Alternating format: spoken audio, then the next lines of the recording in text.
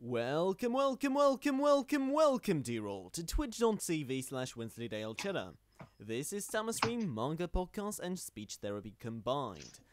I'm your stammering host, Wensleydale Cheddar, here alongside your non-stammering hosts, Greil and Dr. Hovin. We are here with the review of April the 9th edition of Shonen Jump, starting with Food Wars, chapter 258. Because One Piece is off this week. Which of you guys wants to talk about Foodstone first? Foodstone. Is this just gonna be a thing now? So I'm amazed that they actually managed to discover an ingredient that was like a big chunk of stone that was also food. Yeah. That's very impressive. I had a weird reaction to this chapter, in that I was quite bothered by it on a first read, but on thinking through it, I actually quite like it.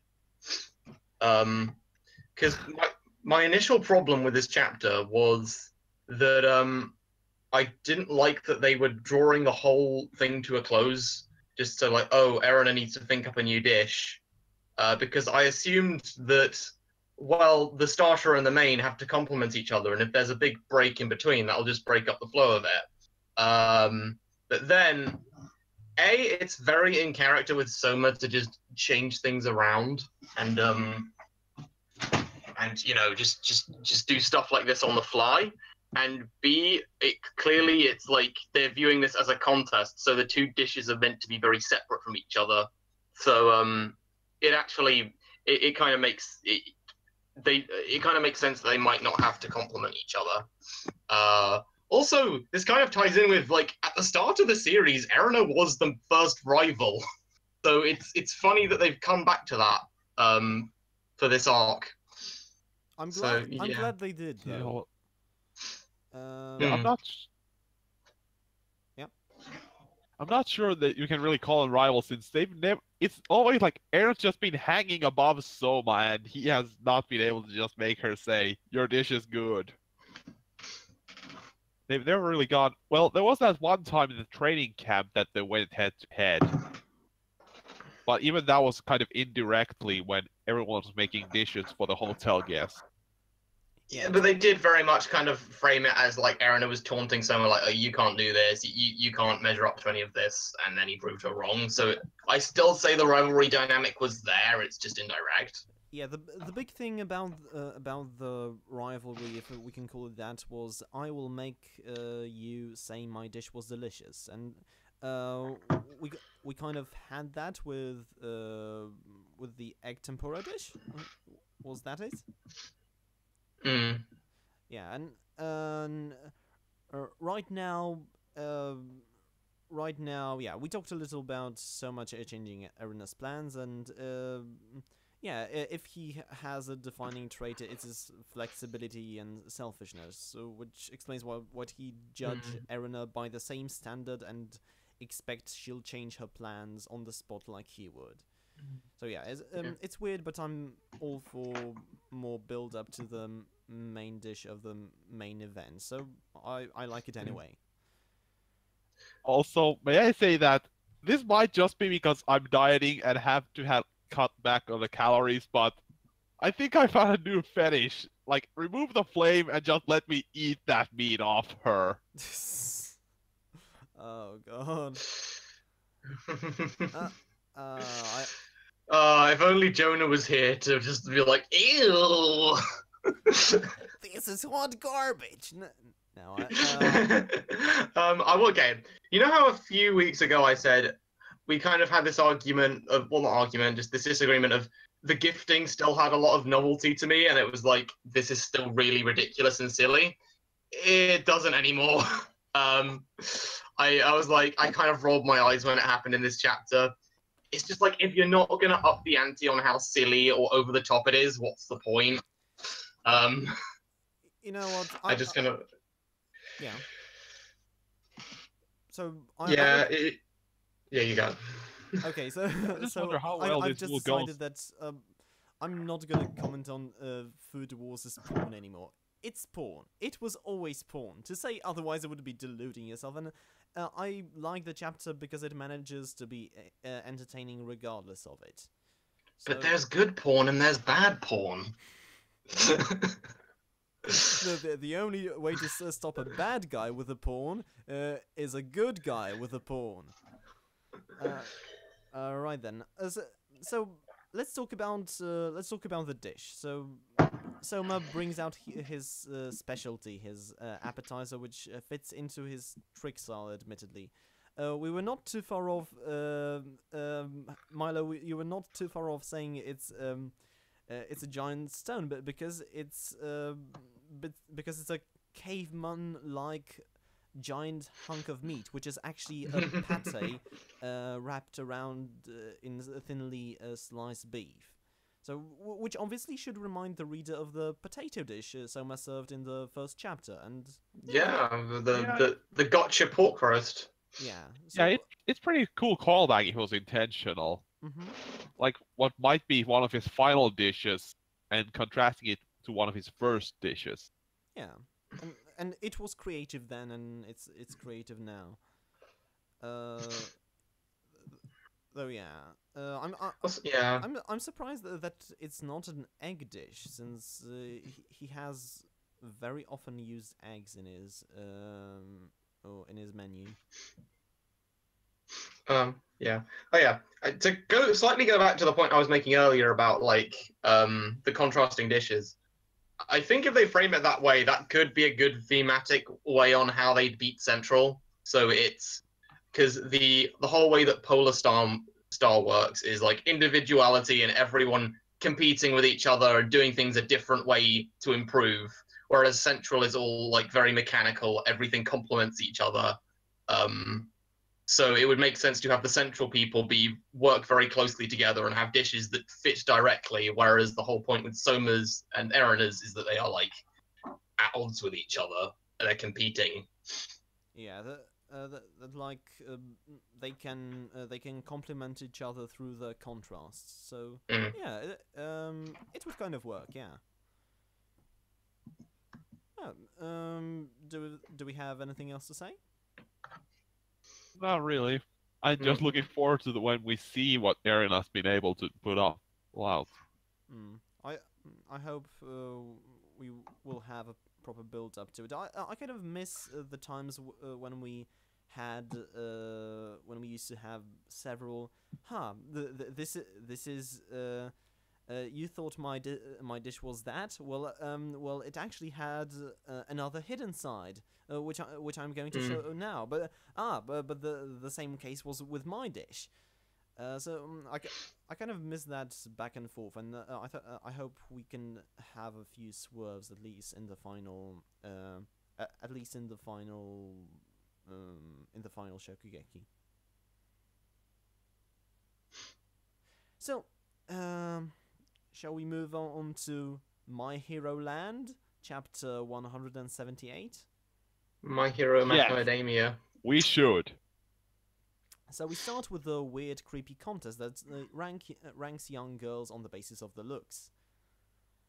And I have no idea how that eyelash girl has won. Like, if I saw her in real life, I was just like, ah! Ah! Ah! I don't think it's happened yet. I think she's saying she's going to win. Yeah, but they said she won last year. Oh, right. Well, I mean, she is Ivankov's favorite niece, presumably. So, so I have every confidence that her natural grace and talent will prevail in the weird, creepy contest that ranks young girls on the basis of their looks. Yeah. So, rest of the chapter, we have Toshinori wanting to leave UA for a while, apparently.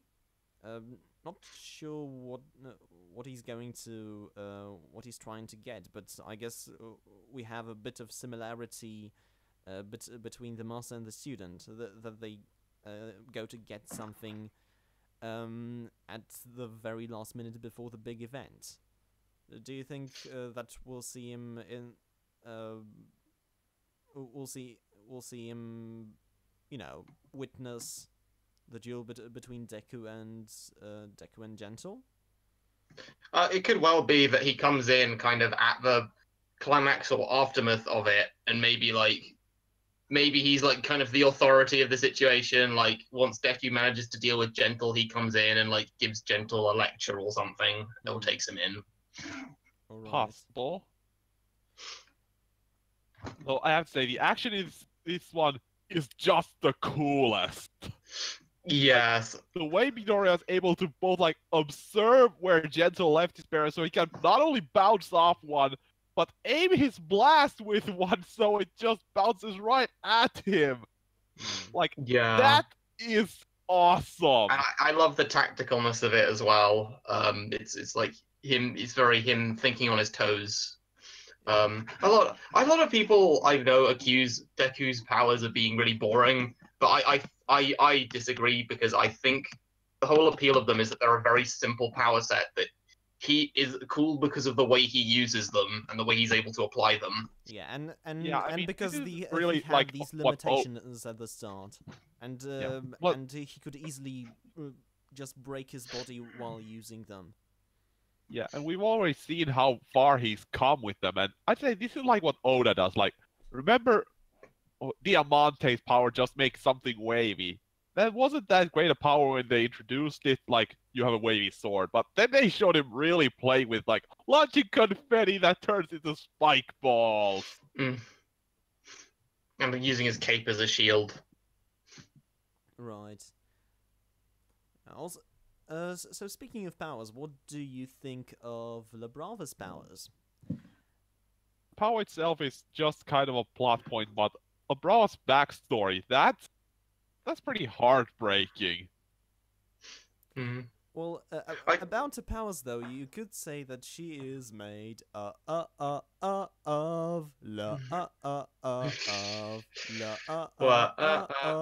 and Gentle stronger than you.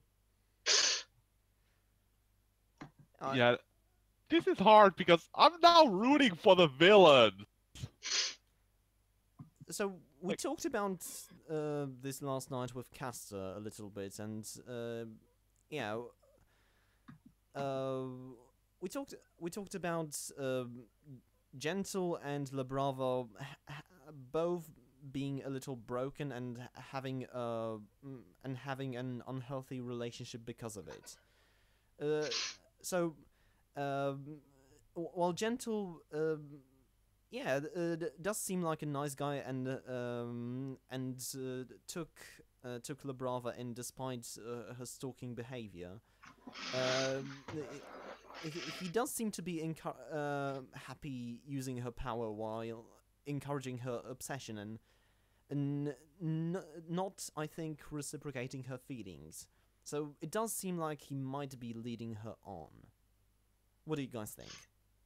I think that's total bullshit. From everything we've seen, even in those small flashback panels, and how he talked to Brava in every one of their encounters, I think Gentle is completely genuine with his emotions. I mean, he is kind of a weirdo himself, so maybe there is part of some unhealthy relationship, but from my perspective, it's more like these two broken people who just don't really fit in with society that could find in each other, and how their own defects make them perfect for one another.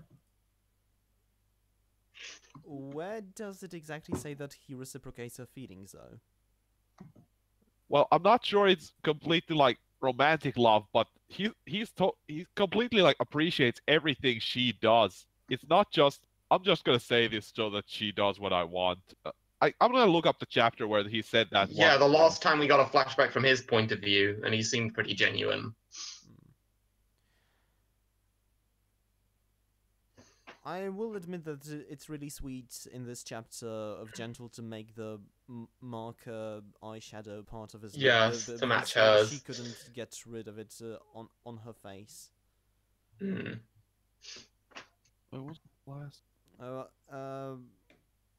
I do think as long as they keep the romantic side of it completely one-sided from Brava's stuff, it like yeah, because the age difference I don't know how much it is, but it's still a bit creepy. I kind of it's like, you know, kids get crushes on their teachers sometimes, and that's like a normal thing that teenagers do. I still don't think she's a kid. I think she might just be a little person, like Mineta. Well, it's just that she got into him when she was in middle school. So I guess no, I guess that's, I don't know. There could just be like a gap. It's unclear what like the gap between the when she got bullied and when she was like found gentle and went to see him.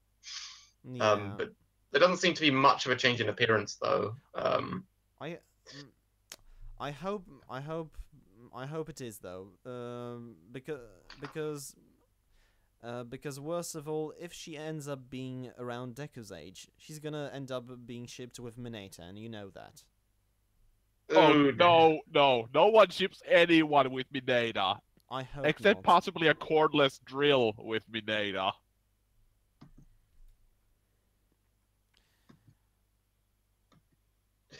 Yeah. My OTP is Mineta X Grapes.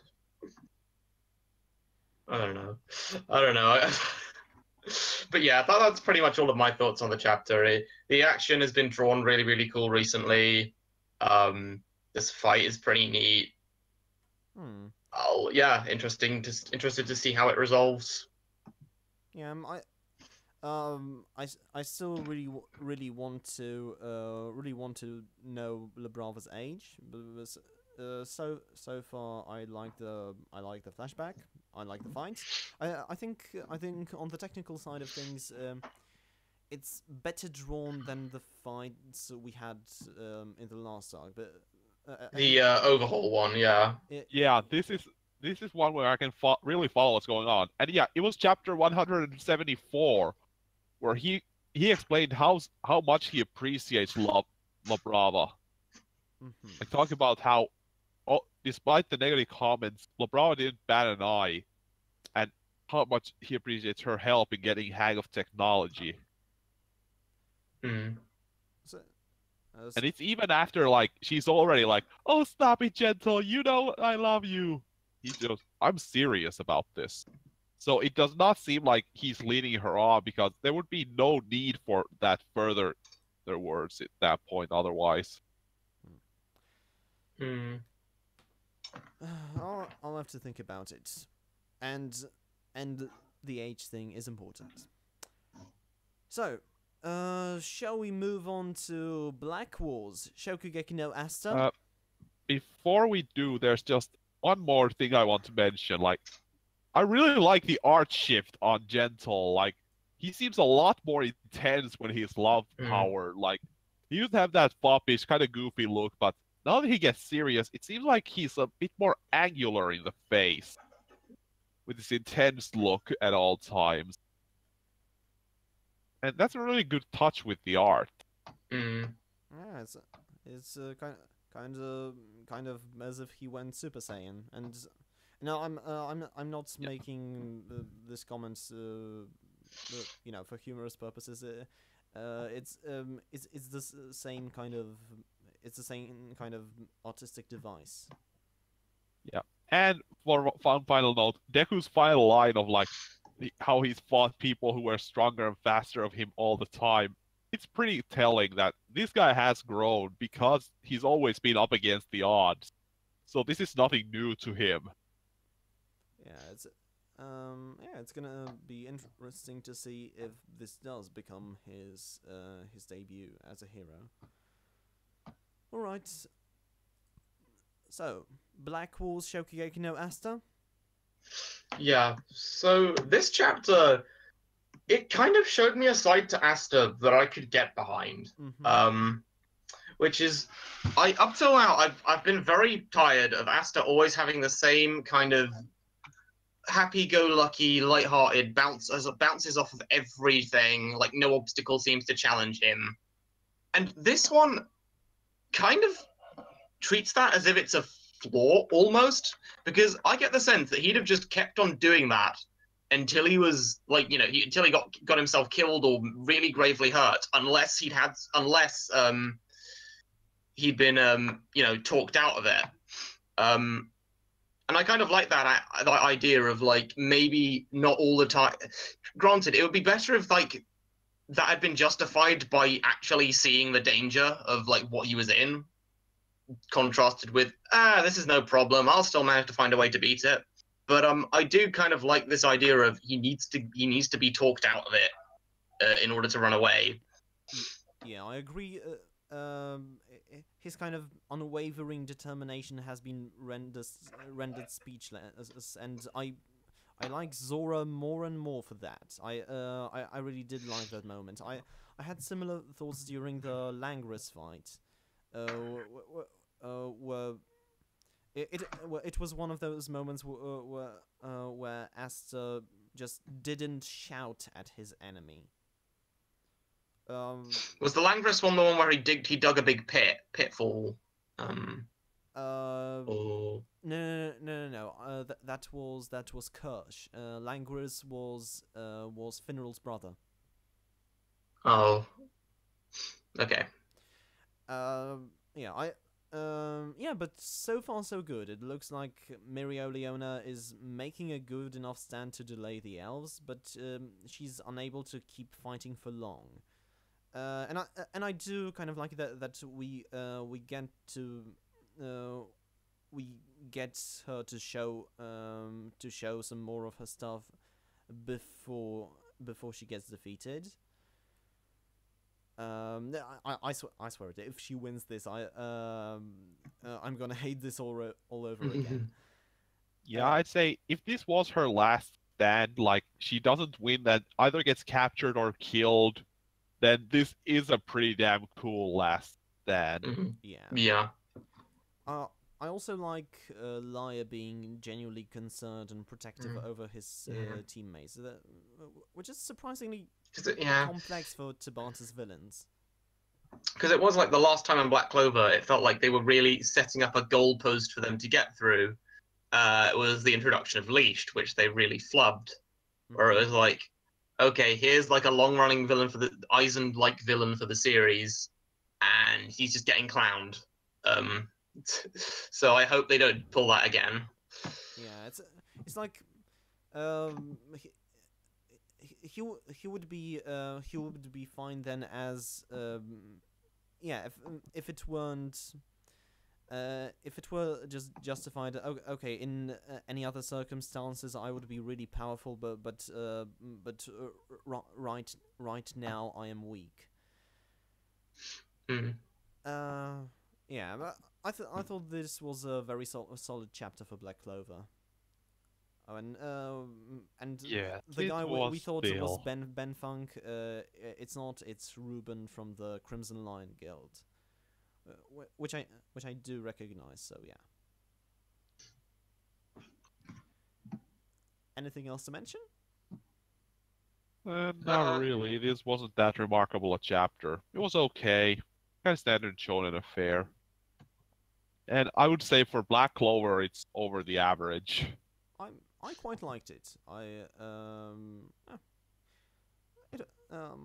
would say it's above average, but yeah, it's good. So, shall we move on to the Promised Never, chapter 82? The Promised Neverland. Never. I took the other Never from We Never Learn. But then should it be Promised Neverland? Well, we had that already a few times. So, I have a problem with the Promised Neverland's action this chapter. So, it's clear that this wasn't made to be an action series, and Posca Demise's artwork, while great for portraying surreal atmospheres and fairy tale-like backgrounds, isn't very dynamic, like, for example, early Oda is. So, I have no idea what the sense of space is supposed to be between these characters. So, there's this sequence where Bane is chasing after Jillian, and he's shot in the mask by Nigel, who seems to be on his left and slightly to the back. So he just stands there for enough time to shout, "Ron, just get over this and go, Jillian!" Then a panel passes, and he's already at Jillian's side. Gillian, I remind you, is clearly further away from Nigel and Bayan, so Nigel would have to run past Bayan or go around him to get to her.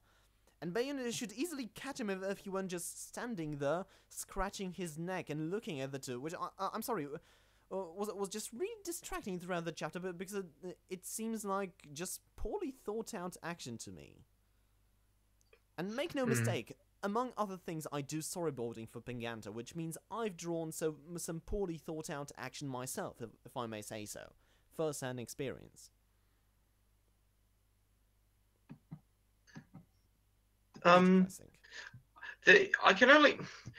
action's only really bothered me a couple of times. I mostly enjoy it fine just because the sense of danger and what they have to do tactically is always pretty clear. This was one of the weaker action chapters, but I have liked the last couple, so this is a bit of an outlier in that. So I think mostly this just reeks of a chapter of this will read much better in a group read, and not much happened. It wasn't very eventful in and of itself. Yeah. However, I will say that the way they portray Lord Bayon is pretty damn cool. The way how confident he is and how he just thinks like, oh, you use those little toys. That was kind of nice. And just like how ruthlessly he goes like, okay, your ringleader or this girl, choose.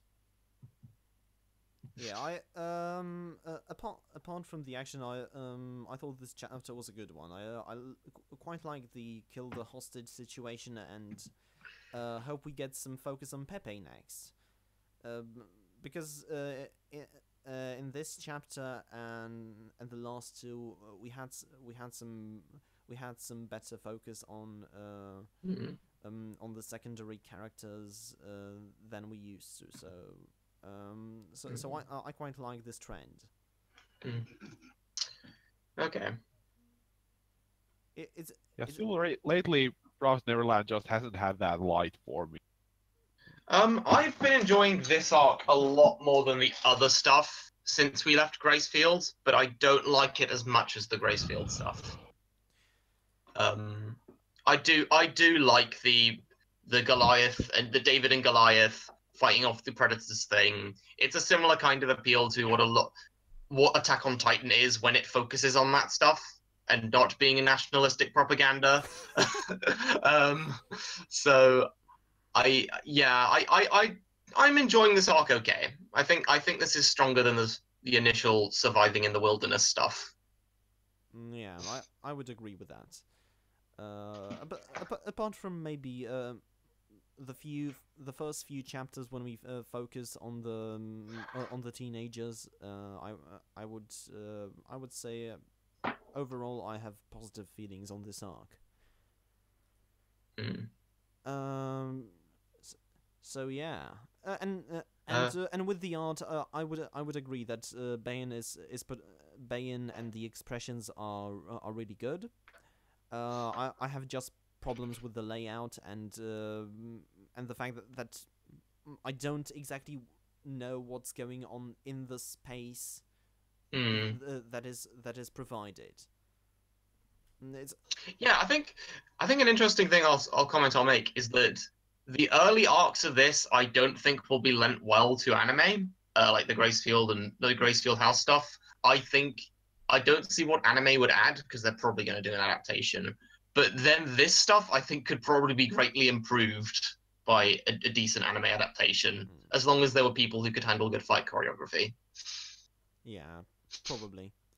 Yeah, and a few things would a few things in the layout would need to be changed, but yeah, I quite agree. I would like to see this more in animation. So. I mean, you look at the early chapters of Attack on Titan compared to how the anime looks, and yeah, you can improve a lot if you have the right team. Although I would argue that the early chapters, the early style, the sketchy style of Attack on Titan had its charm too. So Sure. Shall we move on to Can I quickly bitch about Seraph of the End? Sure. It won't take long.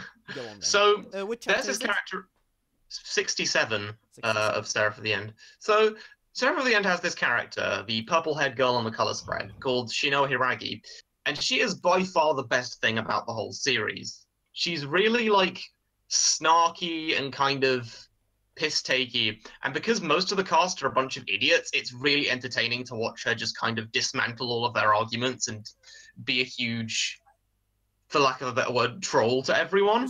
So she's like a Ruri in Nisekoi, right? I haven't. I'm sure she is. I haven't read much Okay. of Nisekoi. I forgot. But and this chapter was, and they've been hinting that she might have romantic feelings towards the main character Yuichiro for quite some time, but it's like been very background. This chapter went like, okay, we're finally gonna address this, because all the characters in Seraph of the End have to like confront their inner demons, because it's a shonen manga and we got to do that. And hers was always like, oh, you've been trying to be all ambivalent all your life, but you actually really love him, and it's going to mean that I consume you. And like this chapter seemed like it was going to address something. It like set up like, okay, here is some character progression we can do, and then like the result we leave off on is, actually, nah, maybe later we'll resolve that. Like she just kind of goes. She just kind of like tells it to go away and then questions to herself, is that true? And I was just, I don't know, maybe this wouldn't be as much of a problem if I was just binging through it, but on like reading a self-contained chapter, it is just so frustrating that a character that's been quite stagnant for ages that I used to really like has a chance to get some progression, and they just go, actually, now we'll sweep it under the rug. Oh. So yeah, I'm quite annoyed at that. That's a shame. On the whole, would you recommend reading Seraph of the End? The art's pretty, and I don't think it's as bad as some people say, but it's certainly not great either. Mm-hmm. But yeah, give it a go. I guess it's another post-apocalyptic humanity fighting against another threat, but there's more of the threat is very humanoid because they're vampires and have their own system going on, and there is more of a sort of up and downy politics between the humans and the vampires. It's not just all the humans are good guys, all the vampires are evil. It's a little more complicated than that. Okay. So I guess it's worth a look. I might try it after a few manga I have yet to read. Mm-hmm. So yeah. Shall we move on to We Clover Learn? We Clover. Chapter 58. So, I thought it was a good chapter. Firmino is probably my favorite character, so no kidding that I thought so. But yeah, I like the cute interactions. I like the very human moment of being afraid of meeting someone close. In this case, her dad. Close but pretty distant at the same time, as it's probably the case. And I liked that it was one of these innocent chapters that we can get sometimes. It was very sweet. The whole the sequence of them being in the cinema. All of the comedic moments early on aren't played for fan service. They're just kind of plain sort of slapstick in a sense of just like, oh, the umbrella goes completely upside down because the wind's so hard, the wind's so harsh. So yeah, I did think it was nice, although I think this is the case of a lot of We Never Learn chapters that do emotional or just, more romantic stuff. I do want to see more of a progression, because we have kind of been in this place of she wants to be the wingman to the other two girls, but she's also might have feelings for him herself. And this adds on to that, but I would like to see like maybe the next big chapter she has is like, okay, she's actually pretty sure she has a crush on him too. And like facing that dilemma of like, what do I do? Do I try and go after him, or do I keep trying to wingman? Yeah, we've had some progression at the start. Although as we've said before, it was a bit more spaced out than Isekoi. I quite liked it for it. So I hope we will one day return to kind of building up on these issues and eventually resolving them. So yeah, and yeah, the Yeah, ending, the ending gag. Obviously, this is now what a date will look like for Firmino, and she won't think otherwise. The ending gag isn't laugh out loud funny, but it's pretty amusing. Yeah, I gotta say that this is one of those reframing the narrative things that I love. Like, early on, I thought, God, why is Fumino being displayed as such an idiot? Like, a typhoon's coming, and you're just, I want to go to a restaurant! Then they reveal a whole, yeah, my dad's home, so I really don't want to go. So that puts all the previous action in context. Yeah. It's one of my favorite narrative tricks. Yeah.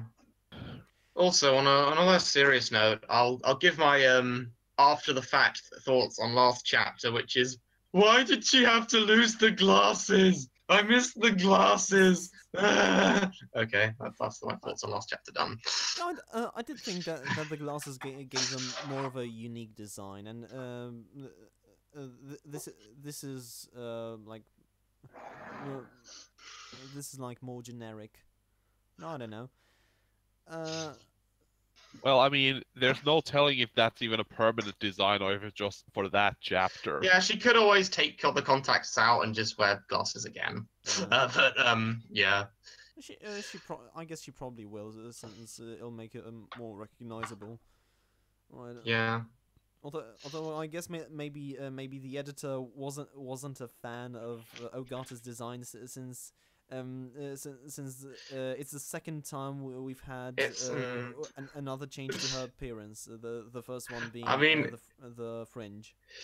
I mean, it's kind of a reverse Hanakawa, because we had to do that reference where like Hanakawa, no, and her whole thing is like she starts off with long hair and glasses, and then loses the glasses and cuts the hair. So it's like, so it's losing the glasses, but the hair's the opposite length change.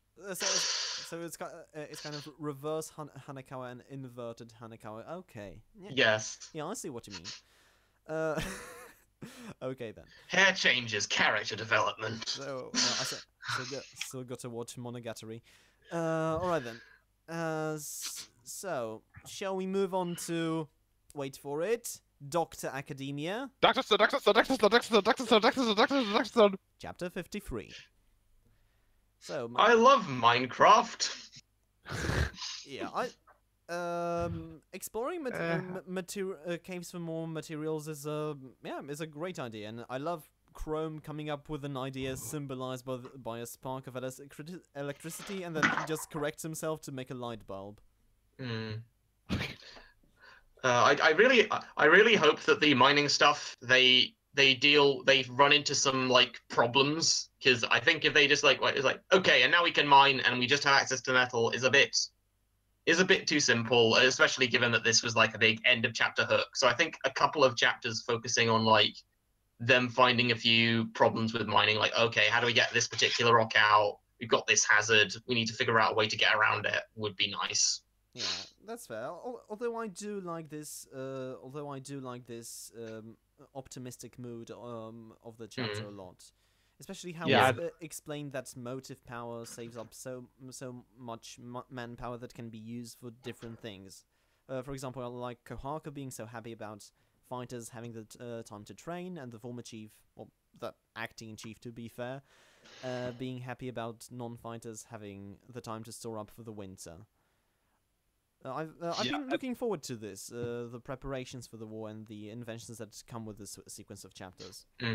Yeah, I do really love to see how I have to say how advanced this village has become since Senku's arrival. Though I bet at some points I will start complaining how all the technology is stealing their jobs.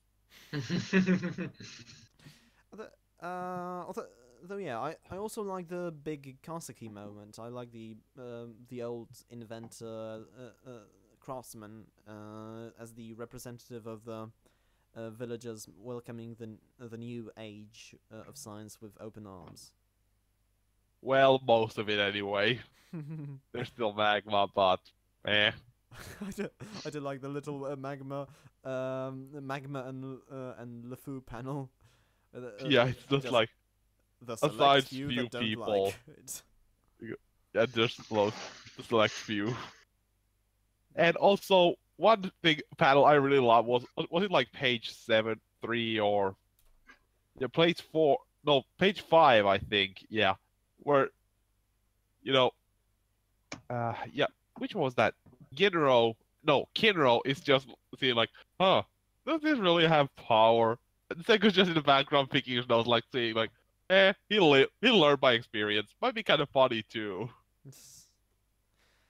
Yeah, um, yeah, I do really like this.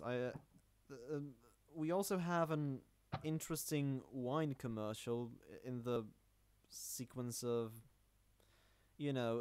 gathering supplies for the winter. I hope this isn't all Ruri is going to be used for, because we haven't seen from her in a while. And I hope we'll get a few more sequences in which she tells the 100 tales to the villagers to maybe keep the morale up. You did a very Spanish pronunciation. Morale. To keep the morale up. Yeah. And the final Christmas bit is really touching. Especially where it's like, oh, yeah, it is Christmas, not to mention it. What a coincidence. Liar. Which one are you talking about? Second to last page where Senku's saying like that he claims like he only now realized that it is Christmas, and well, Gen sees right through his bullshit. Oh, yeah. Oh, and we finally have a Chopper cameo in the distance, which is nice. Yeah. So. Nah, those are too old to be Chopper. Have you seen his walk point since the time skip? Yeah, but then it would be too furred. I mean, Chopper is too furred. Those look way too clean in fur. Okay then. On the final notes, it looks like Suika's prepping up to be Senku's Chrome's little apprentice. Because we have a panel of her just standing in awe of the results of the blueprints. Yeah, I'm not really sure if it's taking it in that direction or. Oh, it'd be pretty cool though. Yeah. It would be so, especially since first we had her in the spiral as Ace Detective Suika, and now ever since Gen has appeared, he has filled that role. So I'm wondering what's her purpose going to be now. So. As I said, I do like this chapter, and waiting to see what happens next, especially in the cave exploration chapters.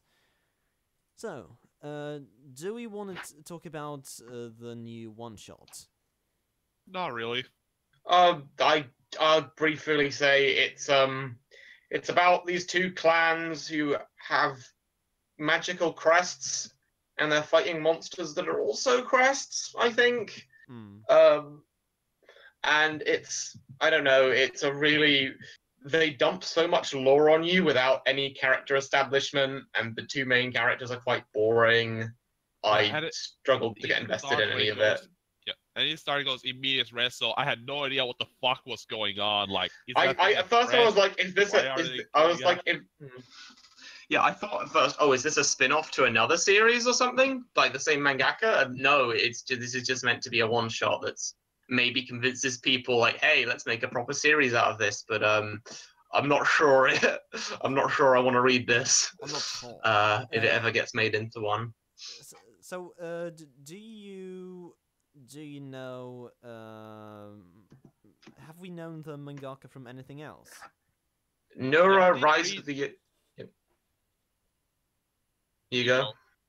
Okay, yeah, it's called Yura Rise of the Yokai Clan is the other one, or Nura, sorry. I haven't seen it. I've seen the anime on like the streaming services I used to use, but I haven't watched it or read it. Mm. The art looks nice, if a little generic. Oh. Though yeah, the plot dump does seem to be a little busy. So, Yeah. all right then. Shall we finish things up then? Yeah. This was a week where like usually I have like a lot to say, and I do like these threads on Twitter reacting to stuff.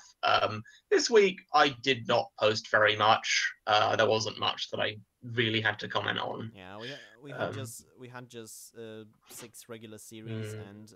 Oh yeah, Especially... I might as well just say a bit of a wrap up thing for Hunter x Hunter. So of course the arc ends on a chapter where it's suddenly really I actually have a decent grip of stuff. There's some really cool art and setup, and then it goes back on hiatus again. God bloody damn you, Togashi! You have me by the balls. Oh. Oh.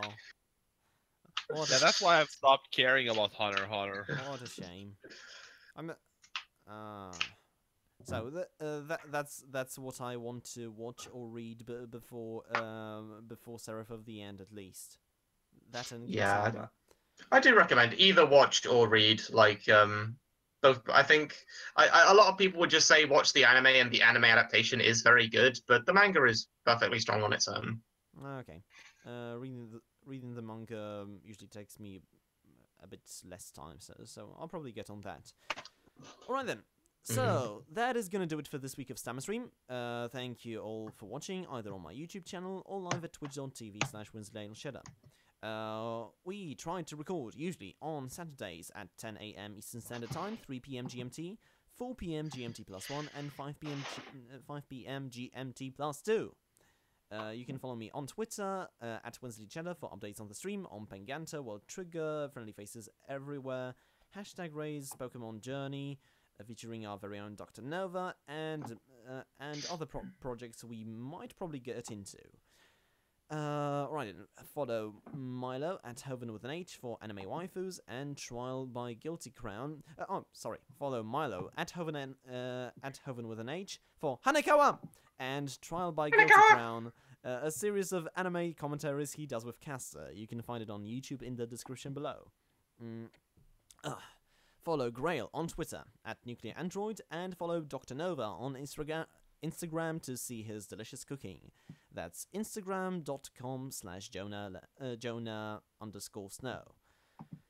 A sincere thank you to our recent subby subs on YouTube. It's thanks to you that we may one day catch up to our internal rivals, Manga Mavericks. Let's welcome our new subscriber, Rock Crazy. But, as you may know, I'm more of a fan of British vocab, so to me, you are rock mad.